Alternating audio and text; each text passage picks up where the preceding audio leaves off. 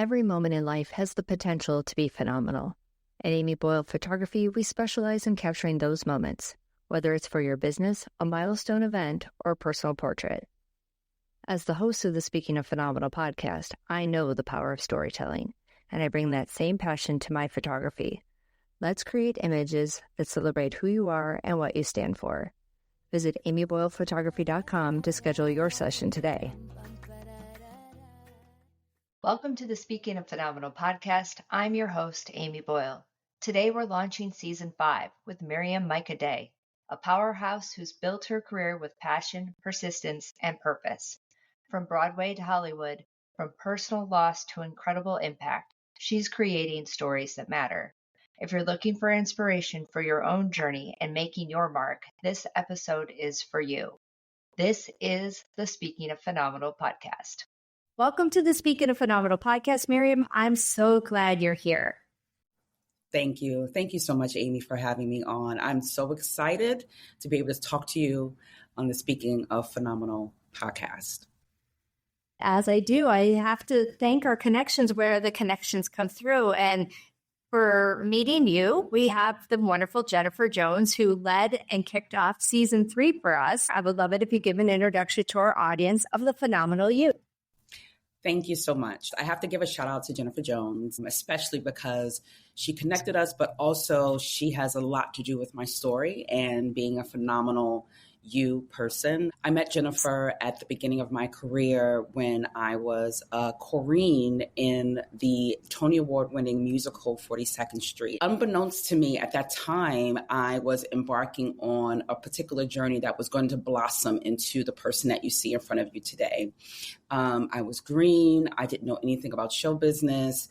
And I found myself just dropped into a situation where I had to learn quickly what it meant to be not just a performer, but someone who represented a community of people who don't always get to be on Broadway. I represented a person who had aspirations for something bigger. So I was beginning to bud and become a person, an entity who had large aspirations at the time that I met Jennifer. So I definitely have to give her a shout out and thank her for introducing me to you. I started off as a performer, and what I realized very early on is that I wanted to do stories and tell stories that really represented people like me, people who look like me. I felt like while there were tons of opportunities to audition, there weren't a lot of opportunities to actually do some phenomenal work, if you will. And I thought to myself, well, I could talk and complain about it, or I could do something about it. So I began to teach myself, learn from people who knew more about screenwriting, learn about storytelling, find mentors, immerse myself into the industry in a way that I had not done before. Prior to that, I was just a dancer. You know, I showed up, I did my job. I was very proficient at it. I have a degree in dance, but I knew that I wanted to be something much bigger than what I had kind of started off in the business as. So I started writing, and I felt like writing was really integral, I should say, to my development as an artist, because it was just an extension of me as a dancer. I was always telling stories as a dancer, always conveying what the choreographer wanted to express on stage. And now I had an opportunity to use my voice and my body and my language on the page. And so I did that. I did my first film. It was a short film that had critical acclaim, I have to say, and won Audience Award at the Real Sisters Film Festival in New York City. My first opportunity to really showcase my work as a writer. Subsequently, I had moved to New York, from New York City to Los Angeles. In between all of that, I had been doing work on television as an actor. I did Law and Order and other like quintessential, like really, truly New York shows. But I knew that I wanted to be a writer. So when I came to Los Angeles, I wrote a film for an actress by the name of Kat Graham. She really wanted to tell the story of Tammy Terrell. And Tammy Terrell was Motown's ingenue. She partnered with Marvin Gaye for many years, and she made hits like Ain't No Mountain High Enough. And so when Kat Graham approached me about writing this story and really telling the story of a woman who was overcoming insurmountable odds, I had to take the leap. Now, in between all of that, I had been doing a lot of writing, honing my skill, working in the industry, but I hadn't had my big break. And so when that opportunity came, I jumped at it. I also happened to be 3 months pregnant. So I was birthing my first child at 39, 40, and my first Hollywood film, if you will, screenplay at the same time. And I have to say that was the true beginning of me becoming my phenomenal me. There's so much we're going to talk about, and just so many questions that I have, and so many props for just staying through everything that you're just describing, to give our listeners hope for listening to themselves. But going back to all the hats that you've worn and are currently actress, author, storyteller, producer, what is your main common thread besides just knowing that there was more for you? People talk a lot about brand and your branding and you know, who you are as a person, as an individual. And I think for me, it really crystallized when I got very clear that I tell stories about women, people of color, marginalized people overcoming insurmountable odds, because I am that person who has overcome insurmountable odds. I mentioned moments ago that I had my first child at 40, and it's seen as a geriatric pregnancy, which is very disrespectful in my opinion. But anyway, and I had complications. My daughter came early. She was premature. I had preeclampsia, and I was a woman at that point overcoming an insurmountable odd. I almost passed away from a stroke. My daughter was not breathing in utero. And so for me, having that experience coupled with my first Deadline article being announced to the world that I was writing this amazing screenplay for Cat Graham really climaxed. So it really was the pinnacle of my understanding of who I am. So the through line is always a person who is overcoming, always a person who is growing, who is excelling, who is challenging herself to be better, and those around me to be better. You know, there's an adage that says, if you want to know who a person is, look at their friends, see who their circle is. And so I just pride myself on overcoming and pushing those around me to do the same. You've mentioned the challenges you had while you were pregnant and the delivery of your daughter. Give us a little bit more about what North of 40 is for you, your podcast, upcoming book, the experience, and maybe go in a little deeper on that area for us as well. I always love to give people a story, right? And so I got married very late in life, what would be considered late in life. I got married at 35 and decided to wait to have a child because I thought, oh, you know, my career is so important and I really want to try to lean into that. And so when I decided to have a child and really go forth with motherhood, it never looked quite the way that I thought it would. You know, we have this idyllic kind of painting of a life that we are given or instilled in us as children, as little girls, and milestones are supposed to look a certain way. But my milestones did not look the way that it was told to me in the storybooks. My milestones were wrought with challenges. And I believe that the challenges that were given to me because I was chosen to show other people that they can not only get over these challenges, but I can show them how to do it. So North of 40 was born out of this idea that at 40, my life changed. It changed in a way that I had no idea that I was even prepared for that particular type of change. So whether you're tracking toward 40 or if you're 40 and above, North of 40 is a place for you to understand what it means to have a soul shift, to have something happen to you that changes the trajectory or the idea of what life looks like for you. So to kind of bring it all together, at 40, I had my first child. My daughter was delivered via emergency C-section. She stayed 2.5 months in the NICU. And when we finally got my daughter home, she had been home with us and had been born into the world 8 months. And 8 months later, just 8 months after she had been born, my husband passed away suddenly. And so for me, my milestones, my life changes happened in ways that I was not necessarily prepared for based on the storybooks, based on, what we have been told as children. And my goal with North of 40 is to be able to show people that life happens and you can continue to move forward. And that's what I've been doing. I've been moving forward. I have an amazing daughter. I have a lot of life lessons, and I've been imparting what I know to people who want to learn from me. We'll be back after a quick break. Hey there, Phenomenal listeners. It's Amy Boyle. If you're loving the stories and insights on the Speaking of Phenomenal podcast, please rate and review us on Apple Podcasts or Good Pods. Your 5-star reviews help us reach even more people and keep bringing you great content. Thank you so much for your support and being a part of our phenomenal community. Now back to the show.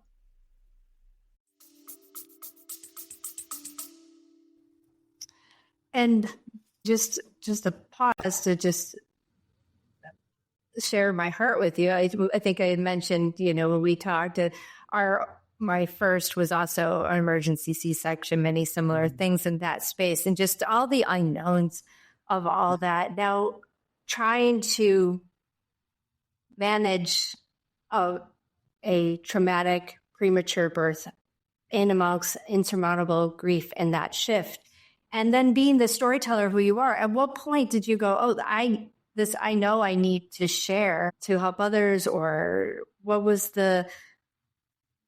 in that space for you? What was that like that you knew that now is the time, and I can manage both because I need to, it's my calling, what have you? You know what's funny? I don't know that I had a aha moment that I knew now was the time I needed to share, because I think throughout the time that it was happening to me that I was sharing. Like, I would go to places where people would ask me, would you like fries with that shake? And I'm like, no, because my husband died. Like, I would just randomly blurt out things. So I think a part of the sharing was me also coming to terms with where my life was at that moment. I think that it evolved into a platform called North of 40, but I think I was sharing throughout the entire experience because I had to, because I had no other place to put it, because I was so filled up with emotion that I had to spew it for the safety and the care of my daughter. So, one of the things that I don't know if everyone will understand, but I think I became more acutely aware of this, is that when I became a mother, my daughter was my priority. Everybody doesn't have this feeling. So I respect to those women who may not necessarily agree. But for me, had I not had her, I don't know if I would be here with you today. So what I needed to do was to provide a space where my daughter would be safe, and she would be safe if I didn't hold on to the grief. And so in order for me not to hold on to grief, I had to just blurt out things and say things and put myself in environments where I was safe to just be. The aha moment may have come in a way that is non-traditional, but it definitely showed up in a way like, I need to tell people what has happened. I need to tell people what has happened, because what has happened is almost supernatural. And, you wouldn't believe it unless you really knew me. So I think that as a result of the experience itself was the testimony that needed to be told. I've had a handful of guests on, and we've talked a lot about grief. In your opinion, what are some of the biggest myths that need to be, broken down? Grief will happen to everybody in some way, shape, or form. It's how we react or how we let it. It's hard to summarize for someone how to dispel grief, right? Because grief shows up and will continue to show up. At least in my life, it will continue to show up for the rest of my life, right? Because I think grief is just an expression of love that you didn't get to share, right? It's love that you didn't get to impart upon your loved one. So I equate it to a visual of myself, my daughter on my back, and someone punching me really, really hard in the chest. so hard that it knocks me off my feet. And slowly but surely I pull myself up, and it may take me months, days, years, decades, but slowly I pull myself back up to my feet with my daughter in tow. And my daughter may have started off as a 3-month-old and now she's a 12-year-old. So I'm saying it takes the time that it takes. Grief takes the time that it takes. And it cannot be rushed. It cannot be categorized. It cannot be a thing where, it is labeled as unimportant. I think a lot of times when tragedy happens or when people die or just things shift, there's a grieving period. And sometimes people don't know your loved ones, your friends, they don't know how to handle you. Sometimes they behave as if it's a disease that they're going to catch. But you, the person, has to know that no matter what is going on, no matter how you feel, no matter how much grief is on your shoulders, that there will be a time where you won't feel the way that you feel in this moment. And I think that became clear to me early on. I knew that at some point, it wasn't that day, but at some point I was going to feel better. And I did. And I eventually became better at dealing with it. Grief comes still 10 years later, but I'm better at dealing with it. And I think you build a muscle. It becomes a muscle that you build and you keep building it. And if you want to keep building it, you do. And it just gets better. I say often to anyone who I know is currently experiencing it or revisiting a season or a moment, that this is where we have to pause and give ourselves grace, because there's nothing else we can do, right? It's got to, whether it's breathing or screaming or crying or retreating or needing to be super social, though, all those are faces of it, right? Like you said, there's no one way to do any of it. And it is with you always. And hopefully the more conversations that are had about what people are experiencing, it's not so scary, so that people can just show up however they are as well, so that we aren't as alone. I think is another big thing there. I love what you just said about not feeling as alone, because what we don't talk about is that in the moment people are there and they show up for you, but then there's a time when they kind of dissipate and you're left there kind of alone to pick up the pieces, hold your daughter, whatever that looks like. And so I just want to take this moment to thank those who have not left me alone, who may be watching this podcast, because friendship, camaraderie, and community has been the thing that has held me together all these years. I could not have done it without, I have a strong network of women and community and family who, without them, I would not be here. I would not be standing. I would not have been able to raise my daughter. I think it's important to the people who are in my community and those who are watching the podcast, who are loyalists of Speaking Phenomenal, that, holding each other accountable and holding each other close is so very important, even in these times that we're in today. Yes. I recently have just started a renewal process where I don't wait for the birthdays and the anniversaries to just drop the note of, I got you, I love you, I'm thinking of you. And that goes to immediate family, friends, coworkers, people, even saying the I love you that's not the romantic love, to people who, when you are face to face with them, they need it. And that's also, right. Guess what? We need it. We need to say it because our ears need to hear it so that we can keep doing it. It's one of those really amazing, powerful gifts that we have. And yes, 100%. I also want to thank all the people who not giving up when the world got tough too, because gratitude is super important. Because all of this is who you are and how your career works and everything else. What have been some of the most unexpected lessons you've learned about following your passion And like even getting into writing, like you said, you were a trained dancer, but like, and I could, the moment you said, I was trained that I use my body for storytelling. Well, obviously I've been a theatrical photographer for many decades now.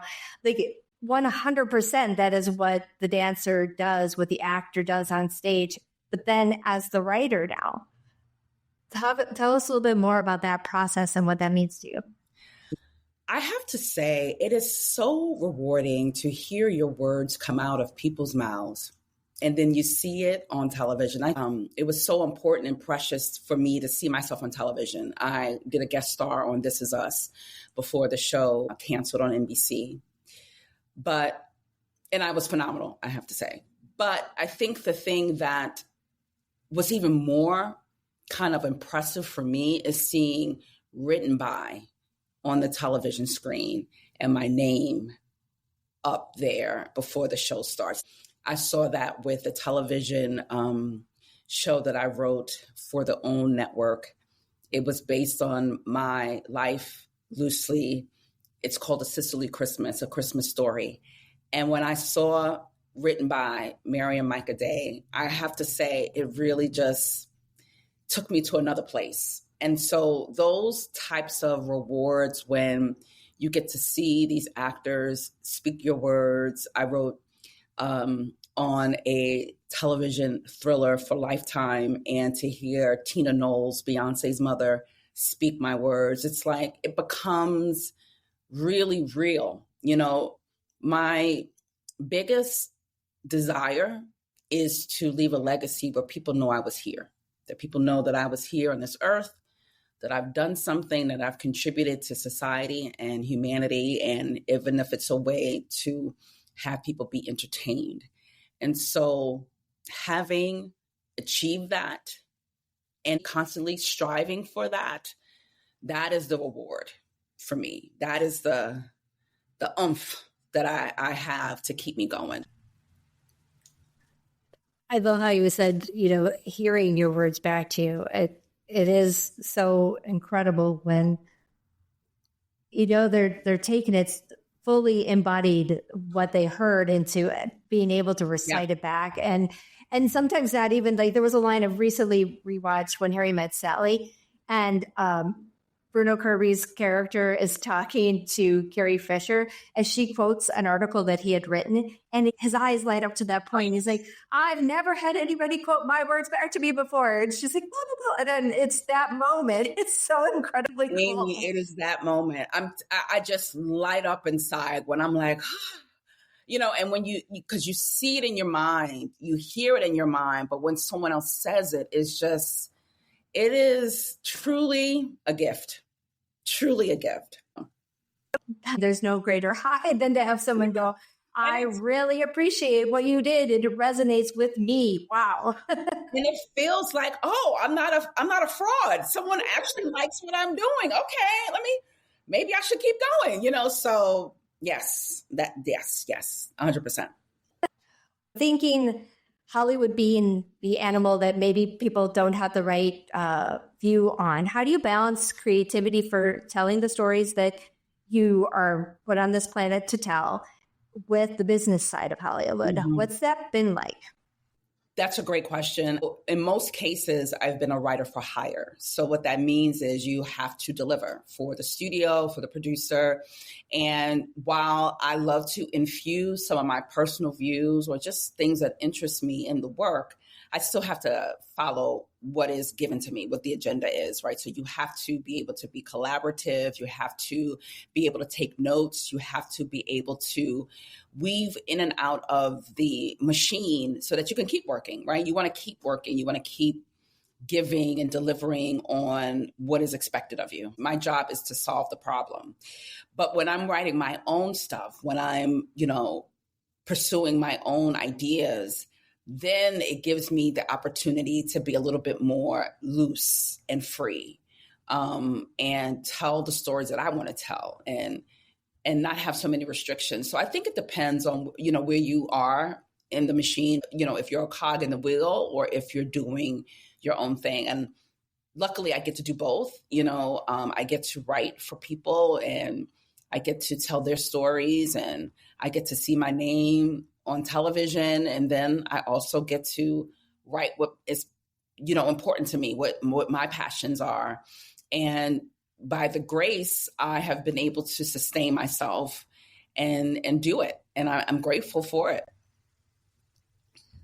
And since this podcast is primarily for women, what do you wish a lesson for yourself that more women knew about getting into the industry or trying to be proud and promote the work that they're doing to get it in front of more eyes and ears and all that sort of thing? Ironically, I think women have not been a barrier to entry for me. A lot of producers have taken me under their wing, given me the notes, made me a better writer. I think what we don't have as a collective is more opportunity, because women may or may not be the ones who are the heads of the studios. They may or may not be the ones who are greenlighting the projects. So I think for my experience, women have never been the barrier. I think we just need to continue to do the work. We need to continue to open up the doors for each other. We need to continue to shepherd each other through, because if we don't, no one else will do that. It's my honor and a privilege to teach. I teach screenwriting. And every time I do a cycle, I always give one scholarship to a female up-and-coming screenwriter. So that is what I've been doing to try to help and shepherd and garner more of us in the space, because we need to be in the space, because we belong here and we are just as important. In my opinion, it's definitely more important than the TV, because it's a part of the next steps so that growth can continue for everybody that you're around, so that the quality of work can increase. Right. So all these other things. And I know we'll be leading or putting this in the show notes, but you have a 30-minute coaching call that you offer. So we want to tell our listeners a little bit more about what you offer in that space and how that can help them. Absolutely. I am a storyteller, and I think that people have stories to tell. And my job is to be able to give you the space, the comfort, and the access to do so. The exploratory call is to understand who you are. What do you want to say, and how do you want to say it? What are the mediums that you want to say it on, whether it's screenplays, novels, short stories. And my job is also to give you an action plan to be able to do that. And if someone wants to continue further with me, I have offerings and classes where we do one-on-one coaching on screenwriting, novel writing, as well as figuring out how to progress forward if they want to write fellowships. The exploratory call is just the entryway, the kind of gatekeeper way to get you writing. And my job is to help you get there. Excellent. Well, that will definitely be listed in the show notes so everyone knows. This podcast exists to connect one another, to grow our community, to be there for each other, even if it's just a wonderful hello, and go further and to believe in ourselves. So that's my little 2 cents on that. I take advantage of it. Do it. That's right. Someone put their hand out to me, so I want to do the same. I love that. I'd love to also ask, what does being phenomenal mean to you? Being phenomenal means to me being authentic, showing up as yourself, leading with your heart, being honest, and having a pure desire for success. I think all the things that you do is a direct reflection of what you will put out into the world. So if you're being your best self and putting out your best work, it comes back to you. So to me, it means just being your phenomenal self, your best self, your authentic self, your honest self, your pure self. And that will resonate with all the right people at all the right times. Love this. I can. Thank you so much. And hats off to you for understanding that, for really getting in the space, leaning in and giving us all a platform to say these things. So thank you so much, Amy. Oh, one other thing I wanted to ask before we end is what's the next big thing for you? What's got you on fire? Well, something that's very timely, I think, and topical. I'm working on a non-scripted television show called Another Country hosted by Malik Yoba, who is a phenomenal actor in his own right. He's done so many wonderful things, most notably New York Undercover. And we're going from country to country looking at expats who have left the Americas, United States, and found their dream or their home or just starting over again in these different countries. And we follow them. We understand the culture. We understand why they leave. And it's been an exciting time to travel, to find new places, new destinations. We've gone to places like Lisbon, Paris, Ghana. So we're exploring different ways to exist in the world from people who are expats from the United States. Like you said, very timely. TBD air date, we're in production now. If you guys follow me on Instagram or find me on socials or on my website, you'll get the updates on when we'll be airing. Wonderful. Well, I will definitely be linking everything to get in contact with you in our show notes. So, and I will be watching. It's a topic that I've been noodling. I wonder how you do that. I cannot thank you enough for being on the show today, sharing your heart, your talent, your passion. It means the world to me, and I know it'll mean a great deal to our audience as well. Thank you so much, Amy. Thank you for this opportunity. Thank you for joining us on this episode of Speaking of Phenomenal. Be sure to subscribe, rate, review, and even share the podcast, as well as stay tuned for more inspiring conversations. Remember, each and every one of you is capable of extraordinary things. Until next time, take care and remember, you are phenomenal.